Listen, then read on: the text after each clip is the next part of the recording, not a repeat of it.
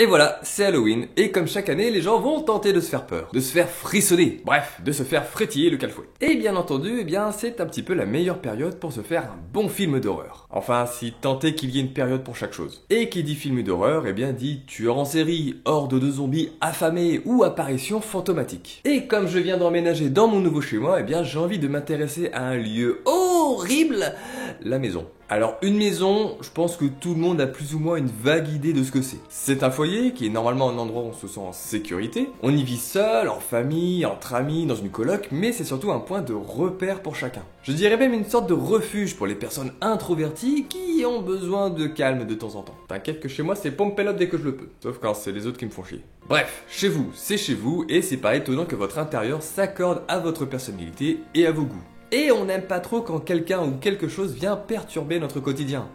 Normal. Et c'est justement quand quelque chose de pas ordinaire s'invite dans l'ordinaire qu'il se passe de la merde. Dans l'idée, c'est un peu comme ça que démarre n'importe quel film. Selon John Truby dans l'anatomie du scénario, un bon film se compose des 7 étapes clés de la structure narrative. Avec tout d'abord les faiblesses et les besoins, ensuite on a le désir, puis un bon adversaire, ensuite on retrouve le plan du héros, s'ensuit la confrontation finale, puis vient la prise de conscience et on termine avec un nouvel équilibre. Et un élément déclencheur va faire en sorte que le héros traverse toutes ces étapes jusqu'à la fin du film où son monde sera transformé. Et en fait, la maison de l'horreur, c'est une sorte de manifestation de la faiblesse et du besoin du personnage. Donc de l'étape 1. Et dans ce cas-là, la maison ne devient pas un endroit chaleureux dans lequel on est en sécurité, mais plutôt une prison, aussi bien physique que morale. Et si on va faire un petit tour du côté de la littérature, on va trouver pas mal d'exemples comme Les Hauts du Hurlevent d'Emily Brontë, livre qui m'a totalement traumatisé à la fac. Là, la maison devient une véritable prison pour Cathy car elle y a abandonné son seul et unique amour. Et du coup, Heathcliff, qui est pas mal amer,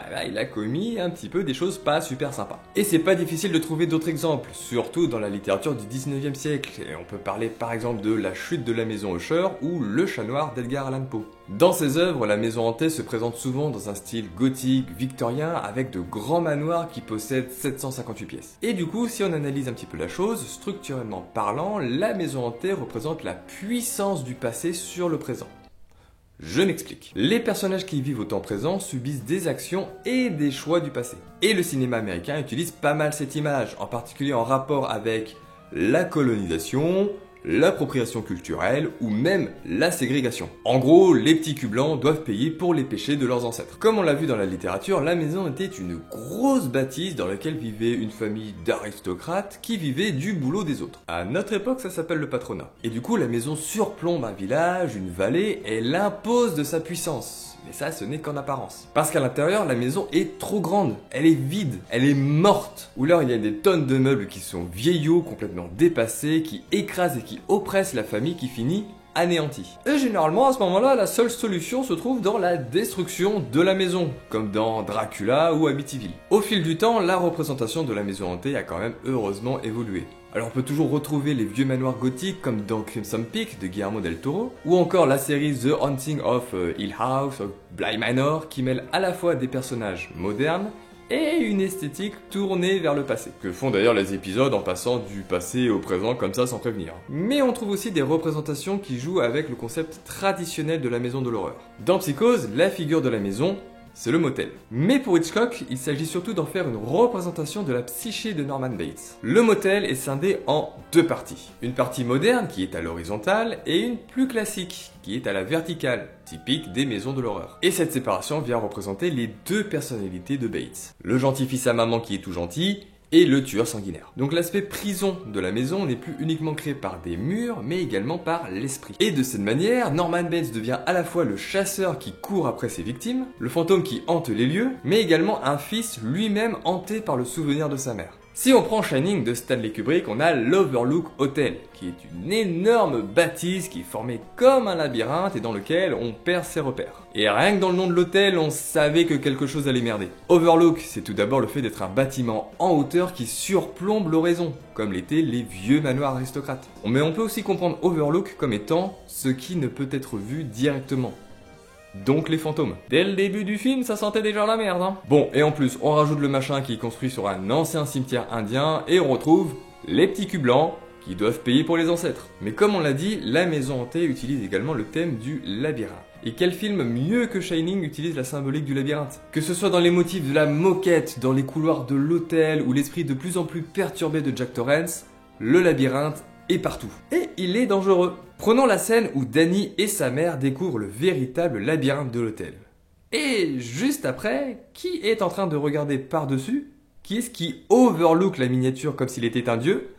Jack Torrance, possédé par l'hôtel. Ouais, super flippant le gars. Mais à une époque plus contemporaine, le cinéma tend à transporter l'image horrifique de la bâtisse en haut d'une colline à des habitations plus petites et moins diversifiées. Comme par exemple les pavillons américains où toutes les baraques se ressemblent mais qui n'oublient jamais de dresser fièrement leur drapeau. Et là, la prison, elle change, car terminé les grands espaces. Maintenant, la maison, elle devient étouffante pour les habitants. On a des murs de partout, avec des couloirs, mais des murs tellement fins qu'on entend tout ce qui se passe de l'autre côté de la baraque. La famille, elle y est entassée sans que chacun ait un petit coin de tranquillité, et du coup, la tension devient palpable, et la maison devient une sorte de cocotte minute qui peut péter à tout instant. Ce qui permet au réalisateur de développer de nouvelles idées. Dans L'Exorciste de William Friedkin, sorti en 1974, la maison représente l'évolution du monde des années 70. Pendant cette décennie, les États-Unis sont marqués par de nombreux événements, comme de nombreuses guerres, des mouvements sociaux, la libération sexuelle, Woodstock, tout ça, tu connais. Ce qui fait qu'ici, on a une maison qui oppose le traditionnel et le moderne. La maison, même si elle a un style quand même plutôt contemporain, eh ben, elle est grande. Elle est surtout teintée d'une petite ambiance gothique. Et accessoirement, la famille qui y habite fait quand même pas mal aristocrate. Et la jeune Regan, si on reprend la thématique de la prison, elle est doublement piégée. Tout d'abord dans son propre corps par le démon Pazuzu, mais également dans la maison, qui est froide, limite aliénante. On va prendre ensuite l'exemple de Poltergeist, sorti en 1982 et réalisé par Tobe Hooper. On a donc ce pavillon américain classique dans un quartier classique. Mais on est surtout dans les années 80. Et aux États-Unis, c'est la période de la surconsommation. Alors déjà que la maison n'est pas grande, la famille est envahie par des meubles, des jouets, des posters, des nouvelles technologies. Et toute apparition fantomatique va se faire au travers de ces technologies. Et bien évidemment, l'exemple que tout le monde a en tête, c'est la scène de la télévision qui vient parasiter la vie de la famille, si on peut dire ça comme ça. Pas pour rien que le film s'ouvre d'ailleurs sur un écran de télévision. Mais ce qui va en particulier représenter l'évolution de la maison à l'ère contemporaine, c'est qu'elle n'est plus uniquement une sorte de véhicule qui va transporter la maladie mentale des personnages. La maison devient organique. Elle est une entité à elle toute seule. Dans les années 80 et 90, le cinéma a quand même pas mal travaillé sur les corps qui changent. On a des mutants avec la mouche, on a des cyborgs avec Terminator, on a des clones, on a des personnages qui sont amputés puis reconstruits, etc., etc. Et désormais, la maison, c'est pareil. Elle se transforme, elle bouge, elle suinte, elle saigne, elle transpire. Il y a quelque chose de viscéral à l'intérieur. Et elle évolue même dans son thème. La maison de l'horreur ne concerne plus uniquement les films d'horreur. On peut la retrouver dans les thrillers, dans les comédies, ou même dans le divertissement grand public. Bref, avec le temps, la maison est devenue un personnage à part entière, avec ses complexités. Tantôt un lieu où on est en sécurité, tantôt un piège pour ceux qui y habitent, la maison évolue au gré des histoires. Voilà, cette petite vidéo est terminée, j'espère qu'elle vous aura plu. N'hésitez pas à me dire en commentaire ce que vous en avez pensé, quelle est pour vous la maison la plus horrifique que vous ayez vue dans un film d'horreur ou dans la réalité. Quant à moi, je vous dis à bientôt, on se retrouve bientôt pour une prochaine vidéo. Je vous fais des gros bisous, allez ciao!